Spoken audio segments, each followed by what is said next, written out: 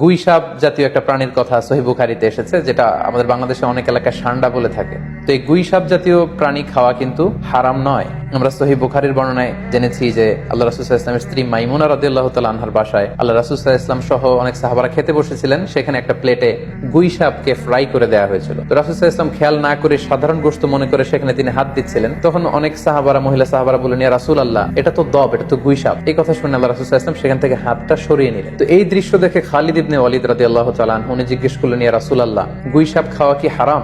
হারামুন আদ-দাব্বু ইয়া রাসূলুল্লাহ, আপনি যে হাত সরিয়ে নিলেন, গুই সাপ খাওয়া কি হারাম? আল্লাহ রাসূল সাল্লাল্লাহু আলাইহি ওয়াসাল্লাম বললেন যে না, গুই সাপ খাওয়া হারাম নয়, তবে আমি এটা খেয়ে অভ্যস্ত নই, আমাদের এলাকাতে এটা পাওয়া যায় না, এজন্য আমি এটা খাচ্ছি। তাহলে বোঝা গেল এক্ষেত্রে এটা রুচির সাথে সম্পৃক্ত। তো গুই সাপ হালাল বলে যে গুই সাপ আমাদেরকে খেতে হবে, সান্ডা আমাদেরকে খেতে হবে, এমন কোনো কথা নেই। আপনার যদি রুচিতে কুলায় আপনি খাবেন, আর রুচিতে যদি না আসে তাহলে আপনি খাবেন না।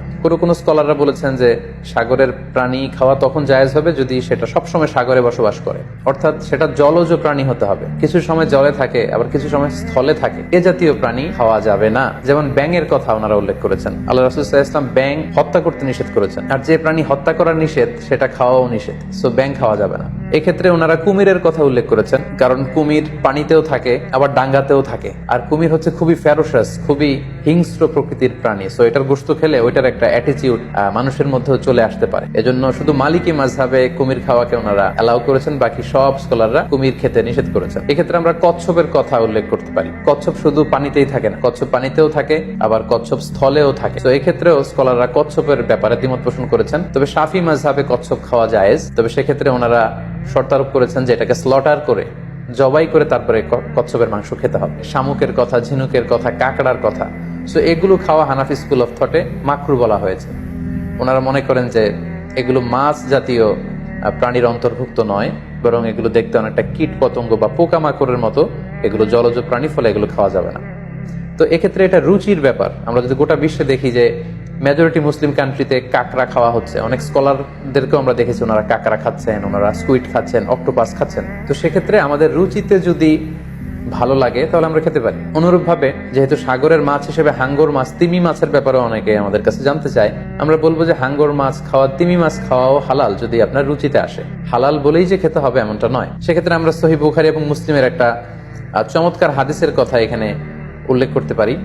সেখানে আমরা জেনেছি যে সাহাবাদের একটা দলকে আল্লাহ রাসূল সাল্লাল্লাহু আলাইহি ওয়াসাল্লাম একটা নৌ সফরে পাঠিয়েছিলেন। বেসিক্যালি কুরাইশদেরকে আটকানোর জন্য সাওয়াহিলি পথে সাগরের উপকূল দিয়ে ওনারা গিয়েছিলেন। সাথে খাবার ছিল না, খেজুর ছিল, খেজুর শেষ, গাছের পাতা পেরে পেরে ওনারা খেতেন। হঠাৎ প্রচন্ড ক্ষুধার্ত অবস্থায় 300 জন সাহাবীর একটা কাফেলা, তারা সাগরের পাড়ে যেয়ে দেখলেন সাগরের ঢেউয়ের ধাক্কায় বিশাল এক তিমি মাছের মতো একটা প্রাণী পড়ে আছে। ওনারা এই তিমি মাছ তখন খেতে আরম্ভ করলেন। তারা সেখানে প্রায় 1 মাস ছিলেন, সংখ্যায় ছিল 300 জন সাহাবীর মতো। ওনারা এই তিমি মাছ খেয়ে, এটাকে ফ্রাই করে, এটাকে সিদ্ধ করে করে টানা 1 মাস ওনারা খেলেন। এবং হাদিসে এসেছে যে আমরা এই তিমি মাছের গোশত খেয়ে, যদিও হাদিসের শব্দটা এসেছে আম্বার জাতীয় একটা মাছ, তো এটা এত বড়, এটা ব্লু ওয়েল টাইপের কোন একটা মাছ হবে, নীল তিমি টাইপের কোন একটা মাছ হতে পারে, কারণ হাদিসে এসেছে মাছের গোশত খেতে খেতে এটার কঙ্কাল বের হয়ে আসবে। তো একজন সাহাবা এটার পাজরের একটা কঙ্কালকে বালুর মধ্যে গেড়ে দাঁড় করালেন, কঙ্কালের একটা হাড্ডি। এই হাড্ডিটা এত বড় ছিল যে সাহাবারা ওই হাড্ডির নিচে দিয়ে ওট সহ, ওটার হাওদাত সহ যেতে পারছিলেন এবং ব্যাক করতে পারছিলেন।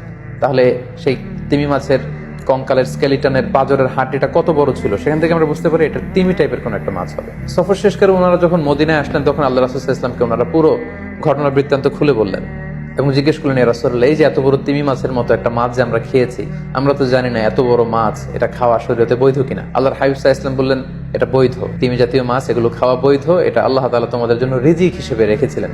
সহিহ মুসলিমে যেই বর্ণনাটা এসেছে, তিনি বললেন যে হুয়া রিজকুন আখরাজাহুল্লাহু লাকুম, এটা আল্লাহর পক্ষ থেকে তোমাদের জন্য নির্ধারিত একটা রিস্ক। এবং আল্লাহ রাসূল সাল্লাল্লাহু আলাইহি ওয়াসাল্লাম বললেন, ফাহাল মাআকুম মিন লাহমি, ওই মাছের গোশত তোমরা যে প্রিজার্ভ করেছিলে ওইখান থেকে কি তোমাদের কাছে কিছু আছে? সাহাবারা বললেন, জি, আমাদের কাছে সেই মাছের কিছু অংশ এখনো আছে।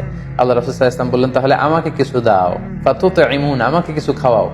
ক্বালা ফাআরসালনা ইলা রাসূলিল্লাহি সাল্লাল্লাহু আলাইহি ওয়াসাল্লাম মিনহু ফাআকালা, তারা তাদের বাড়ি থেকে সেই মাংসের কিছু অংশ এনে রাসূল সাল্লাল্লাহু আলাইহি ওয়াসাল্লামকে দিলেন, পাঠালেন, এবং সেই তিমি মাছের গোশত থেকে আল্লাহ রাসূল সাল্লাল্লাহু আলাইহি ওয়াসাল্লাম নিজে ভক্ষণ করলেন।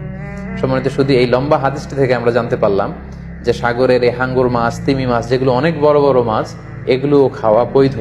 যেহেতু সাগরের সব প্রাণী খাওয়া আল্লাহ তাআলা আমাদের জন্য জায়েজ করেছেন।